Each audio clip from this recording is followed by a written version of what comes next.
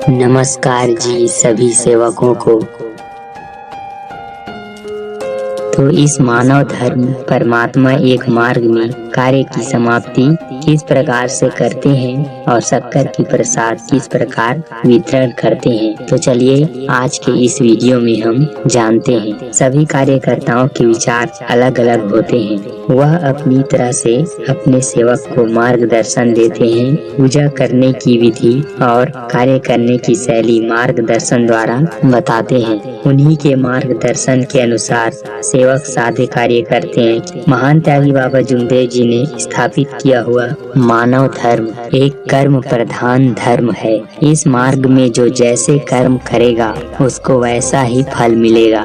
यह इस मार्ग का सिद्धांत है। महान त्यागी बाबा जुमदेव जी ने अपना पूरा जीवन ईमान कायम रखकर निष्काम भाव से कार्य किए। बाबा के यही कर्म इस मार्ग की दैवी शक्ति ने मानव धर्म मूल आधार के रूप में स्वीकार की है और इस कारण यह दैवी शक्ति आज भी सेवकों के शब्दों पर कार्य करते हैं, जिससे बाबा ने किए हुए निष्काम कार्य से हमें प्रेरणा मिलती है। तो परमात्मा एक मार्ग में सेवक अपने कार्यकर्ता द्वारा कार्य की अनुमति लेकर ही कार्य की शुरुआत करते हैं। जैसे कि सेवक को 7 दिनों का सादा कार्य करना है, तो इस 7 दिनों के कार्य करने के बाद उसको 8वें दिनों में कार्य की समाप्ति करना है। तो कार्य की समाप्ति किस प्रकार से करते हैं, तो चलिए जानते हैं। तो जैसे कि कार्यकर्ता जी द्वारा हमें 7 दिनों का कार्य मिलता है,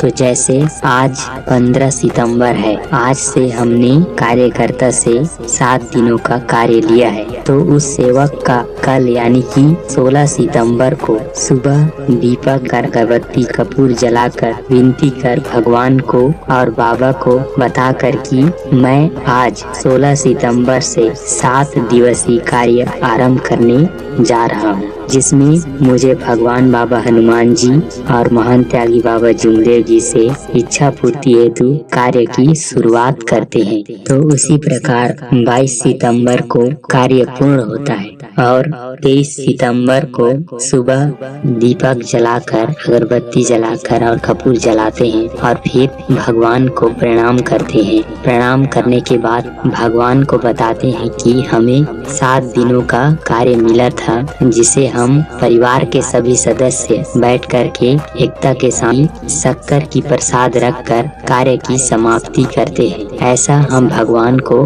बताते हैं। फिर विनती बोलते हैं। विनती बोलने के पश्चात भगवान से माफी मांगते हैं। भगवान से माफी मांगने के बाद हम परिवार से माफी मांगते हैं और परिवार से माफी मांगने के बाद जो दिन भर में गलती होता है उसकी भगवान से और अपने परिवार से माफी मांगते हैं। फिर अपना दुख बताते हैं और भगवान से कहते हैं जो हमारे शरीर में दुख है उसे दूर करें। उसके बाद हम योग मांगते हैं। योग मांगने के पश्चात भगवान बाबा हनुमान जी की मंत्र बोल करके तीर्थ बनाते हैं। तीर्थ बनाने के बाद जय घोष बोलते हैं। जय घोष बोलने के पश्चात परिवार के सभी सदस्य तीर्थ लेकर ग्रहण करते हैं। उसके पश्चात लास्ट में परिवार के सभी सदस्य को प्रसाद वितरण करते हैं।